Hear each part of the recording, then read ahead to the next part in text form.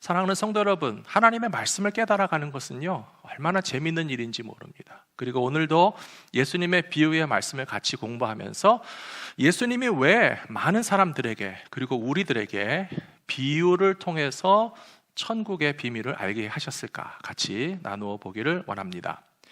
예수님께서는 제자들에게 뿐만 아니라 많은 사람들에게 하나님의 나라에 관하여 가르치실 때에 특별히 비유를 사용하셨습니다.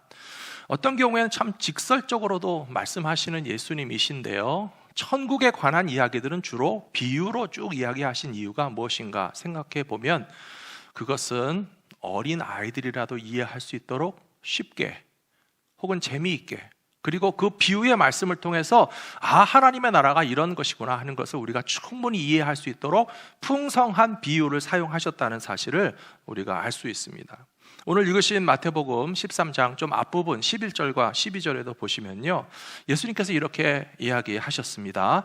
대답하여 이르시되 천국의 비밀을 아는 것이 너희에게는 허락되었으나 그들에게는 아니 되었나니 무릇 있는 자는 받아 넉넉하게 되되 없는 자는 그 있는 것도 빼앗기리라.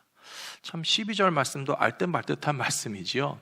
예수님께서 비유로 하나님의 나라에 대해서 설명하신 이유는 천국의 비밀을 알려주시기 위해서 비유를 통해서 말씀해 주셨는데요, 다시 12절 말씀으로 그것을 적용해 본다면 하나님의 나라를 아는 사람들은 점점 더 잘 알아서 하나님의 나라를 풍성하게 이해할 수 있는 지식과 깨달음을 얻게 되는 것이고요, 하나님의 나라가 뭔지 잘 이해하지 못하는 사람들은 그 적은 지식을 유지하는 것도 참 쉽지 않다라고 하는 뜻으로 해석할 수 있겠습니다. 사랑하는 성도 여러분, 성도님들 생각에는 하나님의 나라는 어떤 나라라고 생각하세요? 그리고 천국이란 무엇이라고 생각하십니까? 많은 사람들은 천국과 하나님 나라를 좀 구분해서 생각하시는 경우도 있고, 또 천국은 마치 죽은 후에야 가는 저 하나를 나라라고만 생각하시는 분들도 계시는데요, 천국에 관한 사람들의 상상력 혹은 여러 가지 다른 남에게 들은 이야기, 어떤 것들보다도 가장 정확한 것은 예수님께서 비유를 통하여서 우리들에게 가르쳐 주신 성경 말씀이 천국과 하나님의 나라를 가장 정확하게 이해하는 말씀이라는 사실을 기억하시면서 오늘 말씀을 통해서 우리가 그동안 가지고 있었던 천국에 대한 오해나 또 잘못된 컨셉들이 좀 고쳐졌으면 좋겠습니다. 미국의 유머 가운데 이런 이야기가 있는데요, 어느 날 변호사와 목사님이 같은 날 죽어서 천국에 가게 되었다고 합니다. 변호사가 앞서서 천국에 들어가는데 예수님께서는 변호사가 천국에 들어오는 것을 보고 아주 반갑게 일어나서 환영하면서 맞이해 주시더라는 것입니다. 이유가 뭔가 봤더니 예수님께서 말씀하시기를 천국에는 변호사가 오는 일이 하도 드물어서 아주 오랜만에 변호사를 만났기 때문에 반갑다라고 얘기하시더라는 거예요. 이것은 변호사들의 직업의 특성상 어떤 거짓이나 속임수의 유혹을 받기 쉽기 때문에 이 거짓말과 속임수에 많이 빠져 있는 사람들이 천국 가기 어려운 것이 아니냐, 그런 사람들의 생각을 반영한 이야기라고 생각합니다. 변호사를 뒤이어서 천국에 들어간 목사님은 앞에 변호사를 예수님이 환영해 주시는 모습을 보면서 나는 목사니까 얼마나 더 예수님이 기쁘게 맞아주실까 하는 기대를 갖고 들어갔는데요, 예수님은 이상하게도 보좌에 앉으신 채로 수고했다, 잘했다 라고 맞이해 주시더라는 거예요. 그래서 목사님이 조금 이해가 안 되고 섭섭해서, 아니 예수님, 변호사는 달려와서 맞이하시더니 저는 왜 그렇게 앉으신 채로 환영하십니까? 이야기하니까 예수님 하시는 말씀이, 목사가 세상에서 수고한 거 다 알지만 내가 자리를 비우면 목사들이 와서 앉으려고 하기 때문에 자리를 비울 수가 없다, 그런 말씀 하시더라는 거예요. 그래서 저도 위에 앉지 않고 항상 밑에 앉는 이유가 목사가 높은 데 앉으려고 하면 안 된다는 것을 항상 저는 기억하고 있습니다. 사랑하는 성도 여러분, 우리가 다 천국에 가보지 않아서 하나님 나라에 들어가게 하면 어떤 일이 벌어질까에 대해서 이렇게 각자 엉뚱한 상상을 하게도 되는데요, 오늘 예수님은 우리에게 분명히 가르쳐 주시는데 천국은 죽어서만 가는 나라는 아니라는 것이에요. 이 세상에서도 하나님의 나라를 만들어가고 또 천국이 이 땅 가운데 이루어지기를 위해서 힘쓰다가 예수님 다시 오실 때 완성되는 그 하나님 나라, 그 천국에 한 분도 빠짐없이 동참하실 수 있는 우리 믿음의 식구들이 다 되시기를 부탁합니다. 오늘 읽으신 본문 말씀에 보시면 예수님은요, 천국에 관한 비유의 말씀을 4개나 한꺼번에 연달아서 말씀해 주시고 있어요.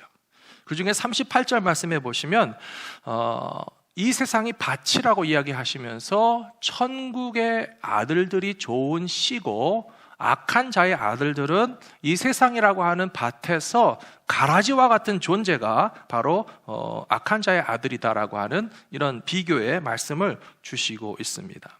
이것도 바로 천국에 관한 하나의 중요한 메시지를 우리에게 알려주시고 있는데요, 그것은 무엇인가 하면 하나님의 아들과 딸들, 하나님 나라의 백성들은 이 세상 그 자체가 바로 천국이나 하나님의 나라는 아니지만 이 세상이라고 하는 공간과 우리가 살아가는 삶의 과정을 통해서 천국의 아들과 딸들이 좋은 씨앗으로서 좋은 열매를 맺는 인생을 살아가야만 한다라고 하는 예수님의 교훈의 말씀이라고 저는 믿습니다. 씨앗에 관한 이야기를 예수님이 하셨기 때문에 제가 생각난 것이 있는데요, 샐러드를 드시거나 고급스러운 요리를 만들 때 사용하는 식재료 가운데 파프리카라고 하는 게 있습니다. 노랗기도 하고 또 오렌지색도 있고 빨간색도 있는데요, 그 식재료가 드시면 아주 아삭하고 과즙도 많고 또 맛도 좋기 때문에 가격이 좀 비싸다는 것을 아실 거예요. 파프리카라고 하는 품종이 처음 개발되어서 사람들에게 보급되고 많은 사람들이 그것을 사 먹기 시작했을 때 그 씨앗의 가격이요, 얼마나 비쌌는지 아세요? 파프리카 씨앗의 가격은 한때 같은 무게 금값의 3배에 해당되는 때가 있었다고 합니다. 오늘 이야기를 들으시고 오늘부터 파프리카 드실 때 또 씨를 말려가지고 팔려고 하시는 분이 계실지는 모르겠어요. 제가 더 비싼 씨도 있다는 걸 가르쳐 드릴게요. 검은 토마토가 있어요. 블랙 토마토는 역시 맛도 좋고요, 일반 토마토보다 또 굉장히 건강에도 좋다고 해서 슈퍼푸드라고 하는 말도 듣는데요, 검은 토마토의 씨앗은 같은 무게 금값보다 10배나 비싸다고요. 씨앗이 얼마나 비싼가라고 하는 것을 가르쳐주는 그런 좋은 예라고 생각합니다. 그런데 예수님은 오늘 마태복음 13장에서 뭐라고 말씀하셨나 하면요, 천국의 아들과 딸들이 좋은 씨라고 말씀하셨어요. 사랑하는 성도 여러분, 하나님은 저와 여러분의 존재를 이 세상에서 어떤 것보다 더 소중한 존재로서 좋은 열매를 맺을 수 있는 씨앗과 같이 세상이라고 하는 밭에서 30배, 60배, 100배의 열매를 맺는 삶을 살아가기를 기대하시기 때문에 참으로 값어치 있는 존재로서 세상에 파송해 주셨다는 사실을 기억하시면 좋겠습니다. 사랑하는 성도 여러분, 그래서 예수님께서 천국에 관하여 이런 비유의 말씀을 해주신 이유는 두 번째로 저는 하나님의 자녀들에게 자부심과 소망을 불어넣어 주시기 위하여 이런 비유로 말씀하셨다라고 믿습니다. 하나님의 아들과 딸들을 향하여 주님께서 말씀하시기를 좋은 씨앗이라고 하셨기 때문에 우리는 얼마나 큰 자부심을 가질 수 있게 되느냐는 것입니다. 검은 토마토의 씨앗의 값이 금보다 10배나 비싸다고요? 사랑하는 성도 여러분, 크리스찬들이 세상에서 존재하는 목적은 금보다 10배, 100배 더 이상의 놀라운 가치를 만들어낼 수 있는 가능성이 있고 사명이 있고 하나님께 사랑받는 존재로서 세상 가운데 살아가고 있다는 사실을 기억하시기 바랍니다.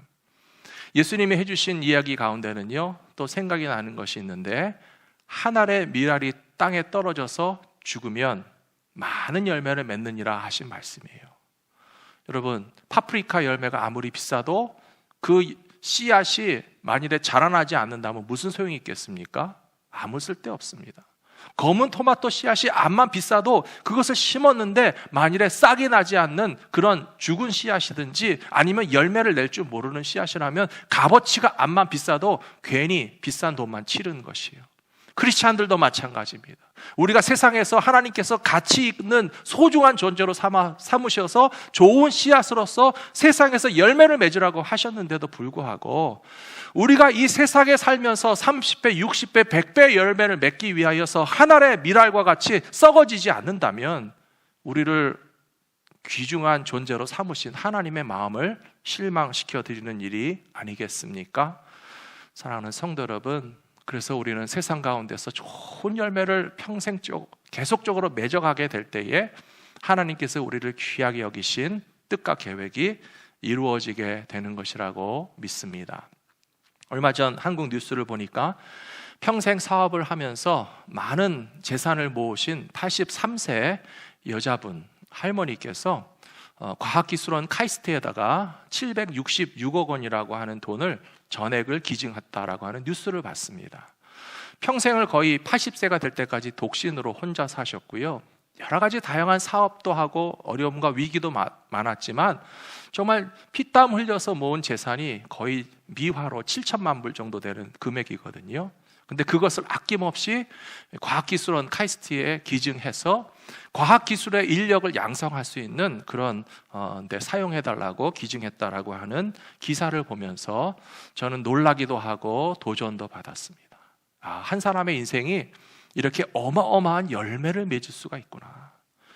싱글로 살아오신 80년의 생애 가운데서 저렇게 많은 재산을 모았다는 것도 물론 놀라운 일이지만 그러나 그것을 자기가 생각할 때 가장 가치 있고 의미 있게 여겨지는 일을 위해서 아낌없이 기증하고 사회에 환원할 수 있다는 것은 자기 인생의 목적과 사명을 분명히 깨달으신 분이라는 것을 알게 되어서 저는 도전을 받게 되었습니다. 사랑하는 성도 여러분, 과연 크리스찬들은 어떻게 하여야 우리 인생 가운데서 많은 열매를 맺어서 하나님께 영광을 돌릴 수가 있을까요?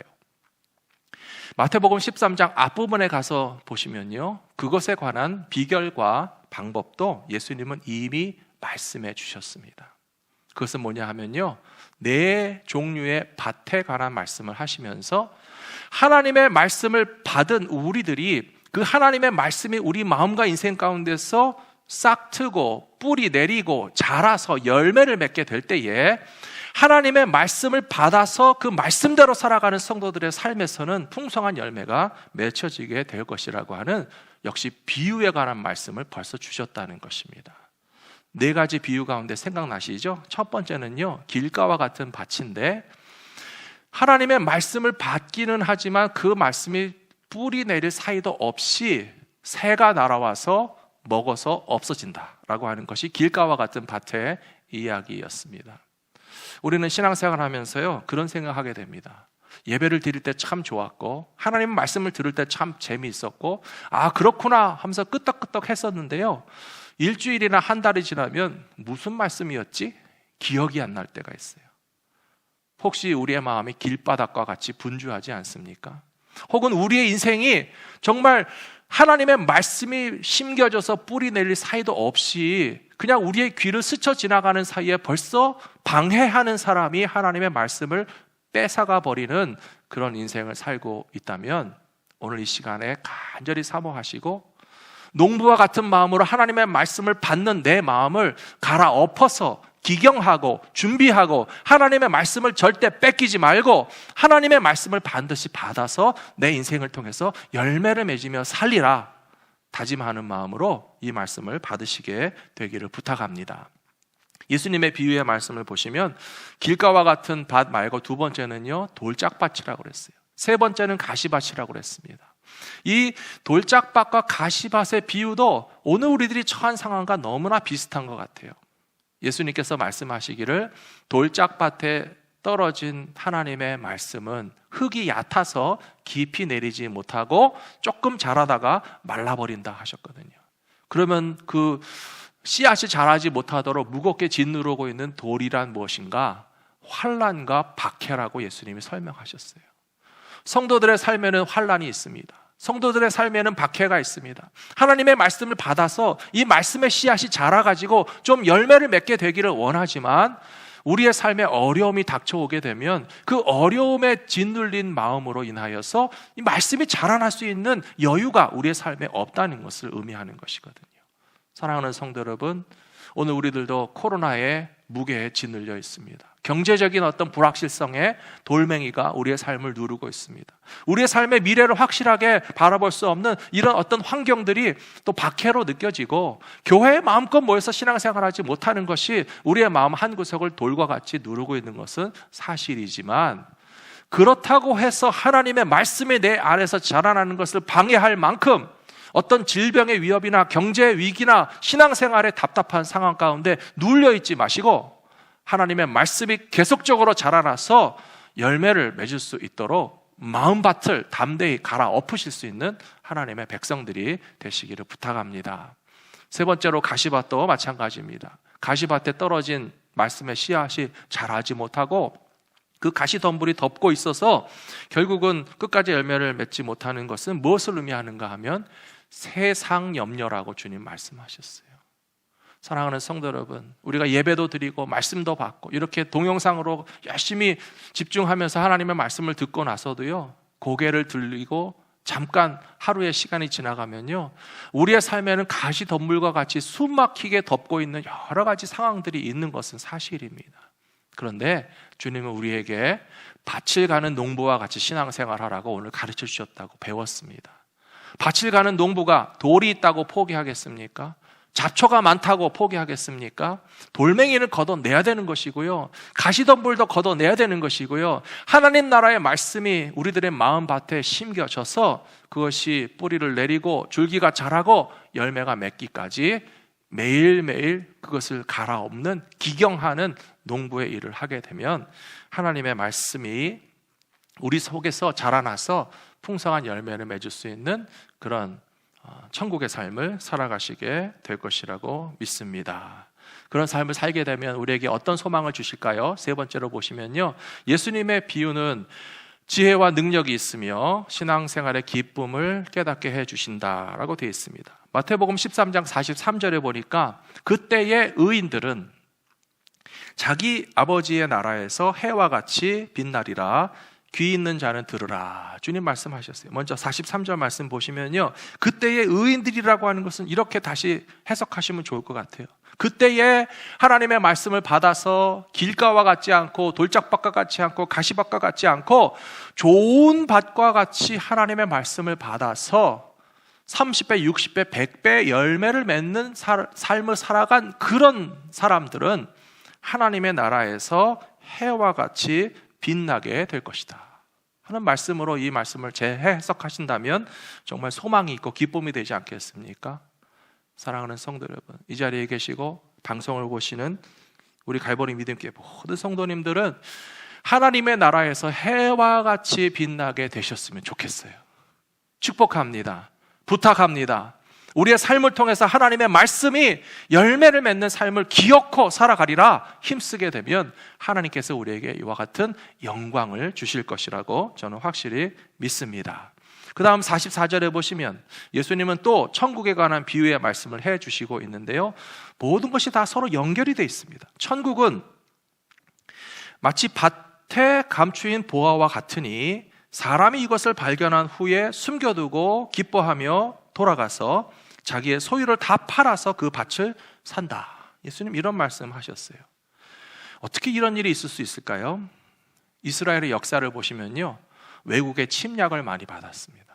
혹은 강도의 위협도 많이 있었습니다. 그래서 뭔가 불안정한 시대가 자꾸 이어지다 보면 집안에 소중한 것을 가진 사람들이 그것을 집안에 그냥 놔둘 수가 없어서 땅속에 숨겨놓는 일들이 발생하는 것입니다.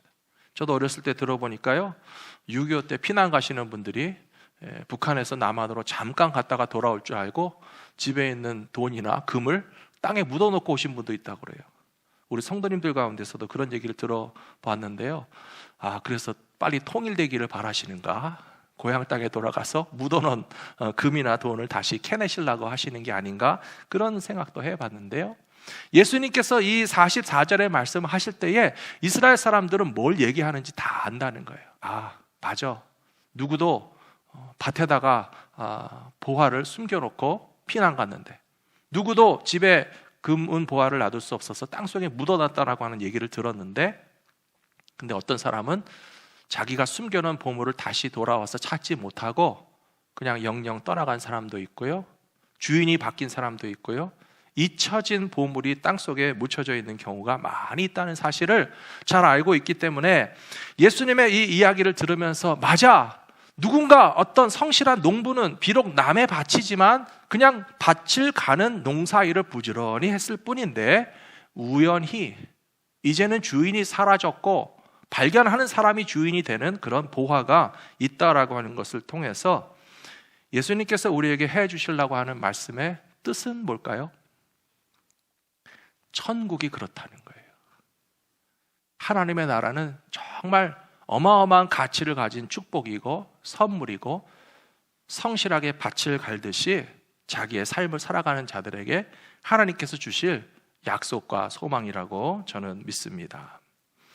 언젠가 제가 뉴스를 봤는데 영국 남부 잉글랜드 지역에 펄백이라고 하는 곳에 살고 있는 노 부부가 텔레비전 프로그램을 시청하고 있었습니다. 우리 한국 분들은 진품 명품이라고 하는 프로그램을 잘 아시는데요, 집안에 있는 골동품, 그림 혹은 오래된 물건을 갖다 주면 그 물건의 가격을 이렇게 감정해주는 프로그램이에요. 어느 날 봤더니 청나라 때 만든 아주 귀중한 도자기인데 그 도자기의 가격이 한 50만 파운드가 된다라고 하는 프로그램을 딱 봤어요. 부부가 그 방송을 보다가 가만히 생각해 보니까 어디서 많이 본 거랑 비슷해요. 어디서 봤더라 싶었는데요, 그게 다시 생각해 보니까 현관에 우산 꽂는 우산 꽂이로 사용하던 이렇게 항아리가 생각난 거예요. 50년 전에 친구가 중국에서 가져온 물건이라고 선물해줘서 집안에 놔뒀다가 좀 길이가 높고 해서 밖에 나갔다 와서 우산을 꽂아놓기에 딱 좋아가지고 사용하던 그 항아리가 바로 50만 파운드, 우리 돈으로 한 10억 원 정도의 값어치가 있는 그런 중국 사실을 늦게 알게 되었다라고 하는 것입니다. 사랑하는 성도 여러분, 그렇다고 해서 집에 있는 항아리 다 뒤져보지 마십시오. 항아리를 찾는 게 중요한 것이 아니고요, 하나님께서 우리에게 주신 천국이라고 하는 보물이요, 밭을 갈다가 발견했다는 것을 깨닫는 것이 중요합니다. 저는 이 말씀을 이렇게 해석하고 싶습니다. 보물 찾기 위해서 산으로 가라는 것이 아니에요. 보물 찾기 위해서 금광을 캐라는 것이 아니에요. 보물을 찾기 위해서 뭔가 특별한 일들을 만나야만 우연히 이와 같은 횡재를 얻게 된다는 것이 천국 보화의 비유가 아니고요, 농부가 밭을 갈다가 보물 상자를 발견했다는 데서 예수님의 비유의 포인트가 있습니다. 일상생활을 하는데 많은 사람들이 지루해합니다.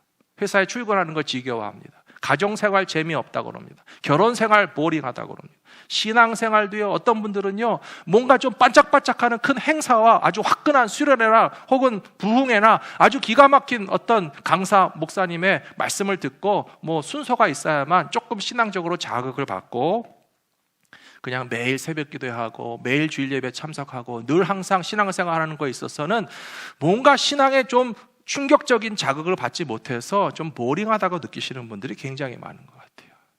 근데 그런 분들은요 보물상자 찾기 힘들어요.